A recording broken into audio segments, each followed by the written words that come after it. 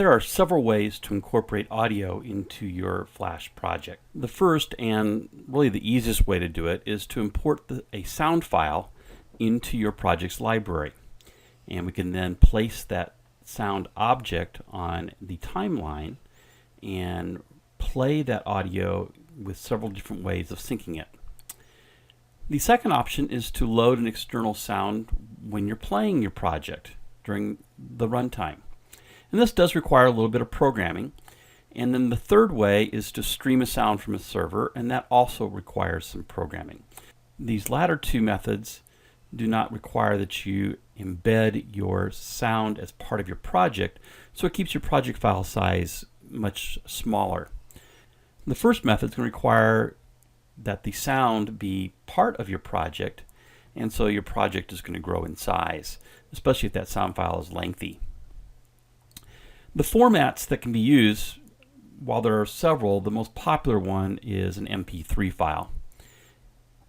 And WAV has been a format that's been around on the PC for many years and is still popular and is still suitable for Flash. And then there's the Adobe sound file.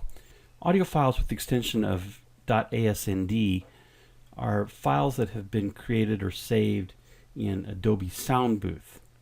And Sound Booth is Adobe's multi-track sound editing software. And those can be imported directly into Flash. So let's take a look at how to import a sound into Flash. And I've got a project here in which I've set up a little animation. So starting the first frame, we've got an animation going from left to right and back to the left-hand side. And this is running at 12 frames per second. And the purpose of this animation is so we can see kind of how this thing loops as we start working with audio. So realizing that as it comes to the right and comes back to the left, that is one loop or one sequence. So to import our audio, I'm going to go to the File menu and choose Import, and I'm going to import it to my library. And I'm going to go find a sound file that I've downloaded. And once I bring that sound in, it will appear in my library. There's the sound. I can actually right-click on it here and play it.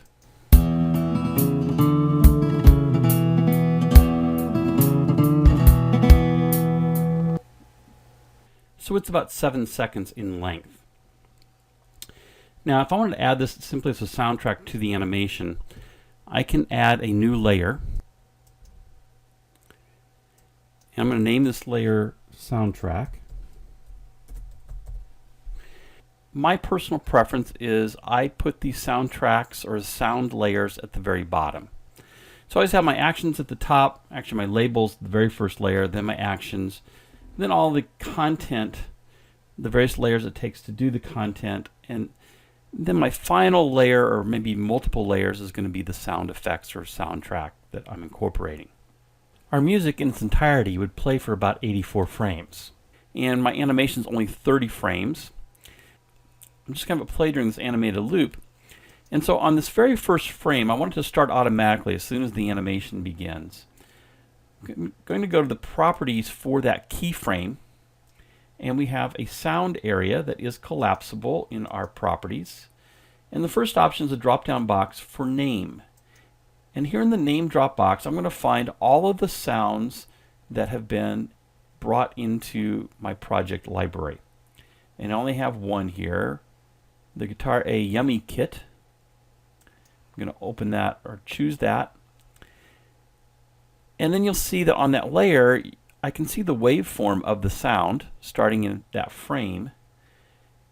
And down in the sync drop down, there are 4 ways to sync this: event, start, stop, and stream. We're going to start with the event, and let's talk a little bit about the differences between these.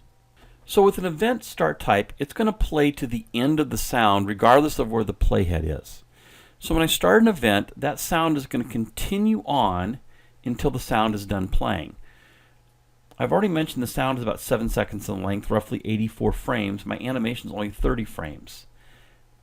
Even after it's hit frame 30, the sound is going to continue to play. However, when it loops back to frame 1, it's going to hit another keyframe there that says start this same sound, this guitar A Yummy Kit sound, and play it to the end. And we're going to get a second one that then starts playing over top the first one. When it comes back around the second time, so it's looped now to the third start of frame 1, I'll get a third instance of this music playing, and the other 2 have not yet finished. Now we have 3 playing, and if this was a much longer sound with even a shorter animation, it gets very chaotic. Let me test this and show you what happens. So I've got my sync set for event. I'm going to come to the control menu and test my movie.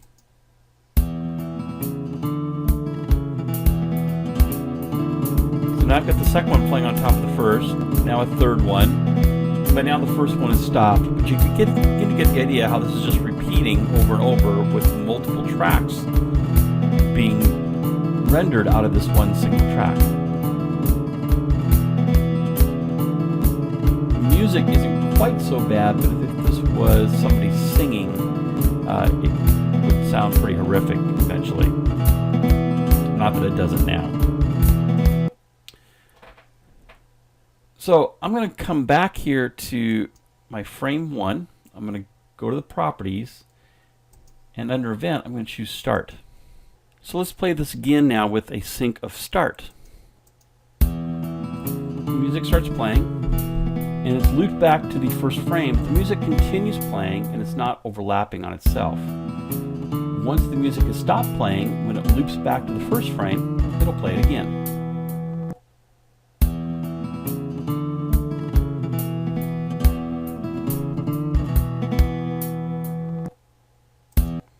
The third sync is stop. I'm going to add a keyframe shortly before the end, and I'm going to choose my sound again, the same sound, and I'm going to set the sync to stop.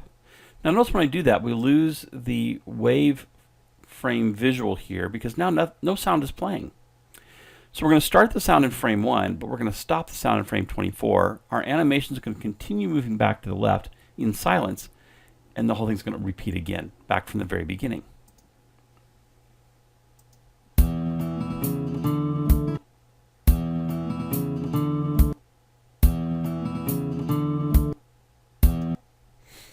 I'm going to clear that keyframe. I'm going to go back to frame 1, and our fourth option here is to stream. Now when we stream sound, it's going to sync to the frames themselves. And when we test this, you'll see that it simply repeats at the first frame again. No overlapping. It doesn't continue playing beyond our animation sequence.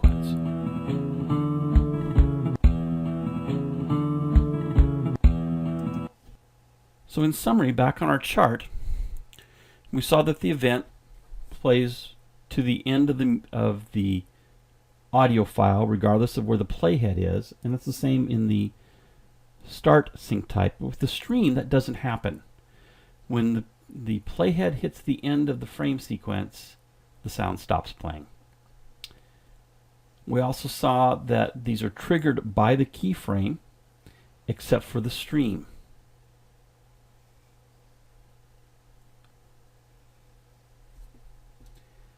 And just to demonstrate that, let me go back to my Flash sequence, because you're probably thinking, no, it is triggered by this keyframe.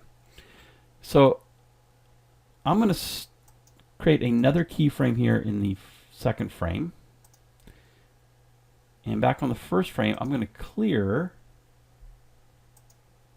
my sound. So there's no sound there, but I'm going to start it in the second frame.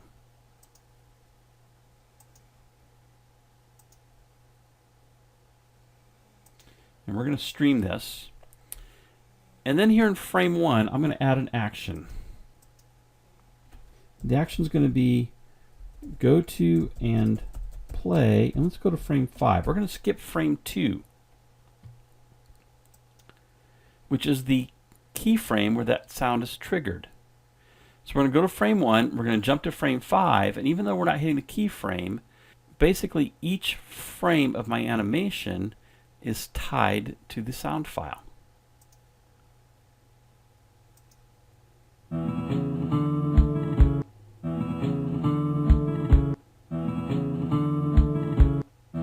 you can see the animation jump to frame 5. So it's never hitting that second frame. Now, one of the cool things about streaming is we can actually drag our playhead and listen to the audio file itself. And if I could drag my playhead at exactly 12 frames per second, it would actually sound like we're playing it. I'm probably not that coordinated to do it, but as I drag, you will hear the sound. This is helpful when you're trying to sync a character's lips to their speech, is you can actually drag through and listen to the different syllables of each frame. And we'll look at syncing speech to lips in another lesson. So in Stream, it is triggered not by the keyframe, but synced to the animation itself.